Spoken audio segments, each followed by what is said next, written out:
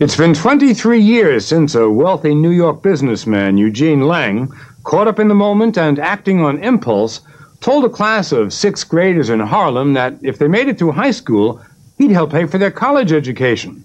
Thus, as we reported on 60 Minutes back in 1986, the I Have a Dream Foundation was born. Since that broadcast, Lang's idea has mushroomed across America. There are now programs in 76 schools and housing projects. So far, more than 13,000 kids have been promised college tuition. When Gene Lang stood before those 60 kids at their 6th grade commencement, even the valedictorian of the class, Juan Martinez, didn't understand that his life was about to change. And at that time, I was 12 years old. It didn't really quite sink in because college was a lifetime away. But slowly, I began to realize how big and monumentous that actually was. Especially since Gene Lang was told more than 3/4 of these kids would drop out long before graduation. But when we last saw Lang's gang, the original dreamers, back in 1986, they were all chasing a dream. My dream is to be a successful entrepreneur. Well, my dream is to win a Nobel Prize in Science. Well, Juan Martinez didn't make it. He never won that Nobel Prize.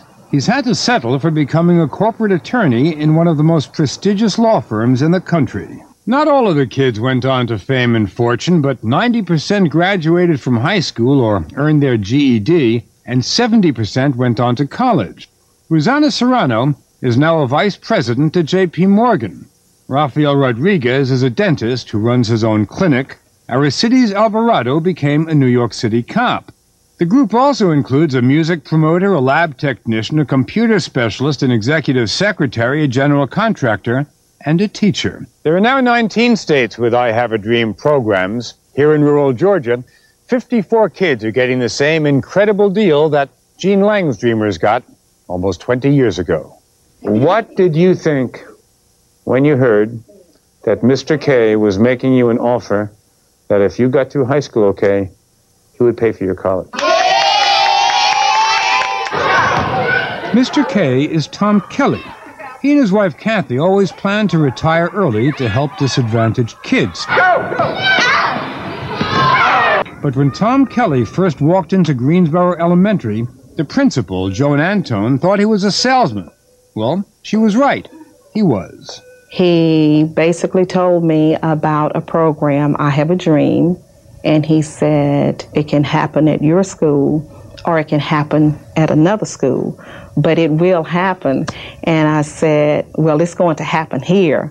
Greene County, where more than 1/3 of the kids live below the poverty line.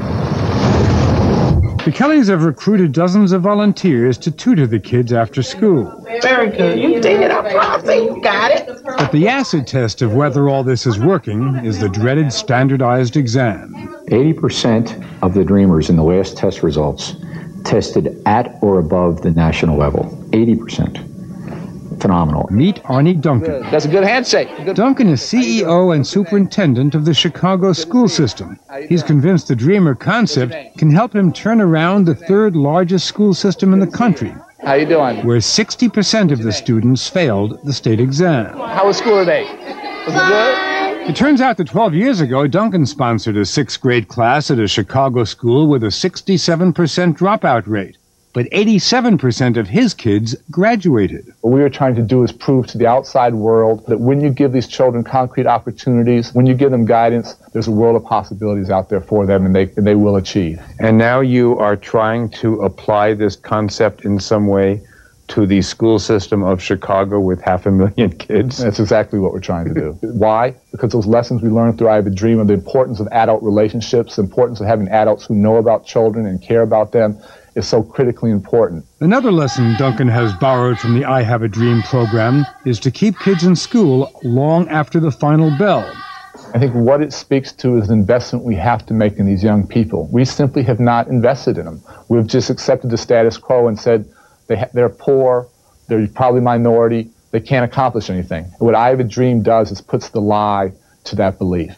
How many of you want to go to college?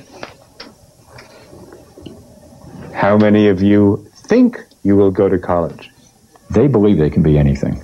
And that's We have won just because of that. When I grow up, I want to be a teacher.